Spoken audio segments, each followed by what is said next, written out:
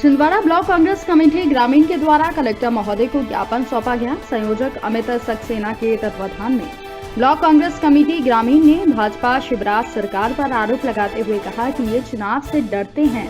चुनाव में हार जाने के डर से ये कोई चुनाव नहीं करवाना चाहती, ये असंवैधानिक है। पंचायत चुनाव की तैयारी होने के बावजूद सरकार विधानसभा में अनेक प्रकार अध्यादेश लाकर चुनाव रद्द करने का प्रयास कर रही है। अमित सक्सेना ने कहा कि भाजपा शिवराज सरकार संविधान विरोधी सरकार है जो तानाशाही की ओर बढ़ती जा रही है।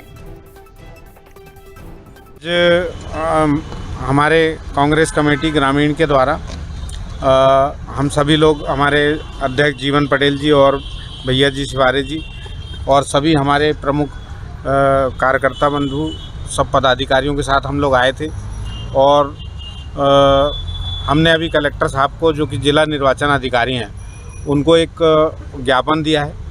क्योंकि अभी हाल ही में जो मध्य प्रदेश शासन के द्वारा एक अध्यादेश, पंचायत राज संशोधन अध्यादेश 2021 का प्रकाशन किया गया है, जो कि पूर्णतः अवैधानिक है, असंवैधानिक है। वर्तमान में जो भारतीय जनता पार्टी की सरकार चल रही है शिवराज सिंह की, ये पूर्णतः जो है तानाशाही की ओर अग्रसर हैं और ये चुनाव से डरते हैं। इनके अंदर में कोई भी चुनाव, चाहे निगम के हों, चाहे मंडी के हों, चाहे सोसाइटी के हों या पंचायत के चुनाव, ये चुनाव कोई नहीं चुनाव करवा रहे हैं और पूरा जनता के संवैधानिक अधिकारों का हनन कर रहे हैं। और चुनाव, अभी पंचायत चुनाव की पूरी तैयारी हो गई, आप सबको पता है।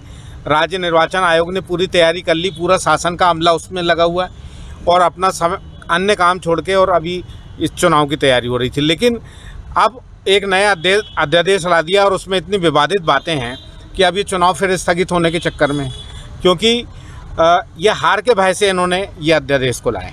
ये चाहते हैं कि चुनाव ना हो और हाईकोर्ट इसमें स्टे दे दे, क्योंकि इसमें जो आरक्षण को लेकर इन्होंने प्रावधान किया, परिसीमन को रद्द किया, वो तो गलत है ही, लेकिन आरक्षण को लेकर जो प्रावधान किया कि 2014 का जो आरक्षण है वो पूर्ववत कायम रहेगा, जबकि हमारे भारत के संविधान के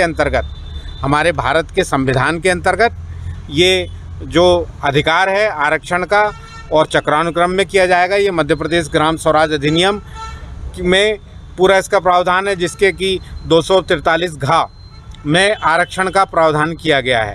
जबकि इन्होंने धारा 9 में संशोधन किया, जबकि धारा 9 जो है वो पंचायतों के गठन की है और 243 घ आरक्षण की है। तो आरक्षण की धारा में कोई परिवर्तन नहीं किया, लेकिन उसके बाद भी ये कह रहे हैं कि अब तो ये आरक्षण पूर्ववत रहेगा। तो ये इनका दोहरा मापदंड है। या तो जिन लोगों ने ये विधेयक को तैयार किया उनको जानकारी नहीं है या जानबूझकर इसमें गलती की गई, क्योंकि आरक्षण को चक्रानुक्रम में करने का प्रावधान संविधान में है और इसको व्यवस्था की गई है कि महिलाओं के लिए भी चक्रानुक्रम किया जाएगा। लेकिन इसको पूर्ववत रख के ये संविधान की और अधिनियम की मूल धाराओं के, मूल भावना के साथ खिलवाड़ कर रही है ये भारतीय जनता पार्टी, जिसका कांग्रेस पार्टी हमारे माननीय नेता कमलनाथ जी और नकुलनाथ जी के निर्देशन में लगातार विरोध करेगी। और जैसे अभी काले कृषि कानूनों का जो हश्र हुआ है कि उनको वापस लेने के लिए मोदी सरकार को अपना अहंकार छोड़ के उन्हें वापस लेना पड़ा, ऐसे ये विधेयक को भी इनको वापस लेना पड़ेगा और आवश्यक होने पे, नहीं तो इसको जो है कोर्ट में भी चैलेंज किया जाएगा, क्योंकि इससे सारे लोगों के संवैधानिक हक का हनन हो रहा है।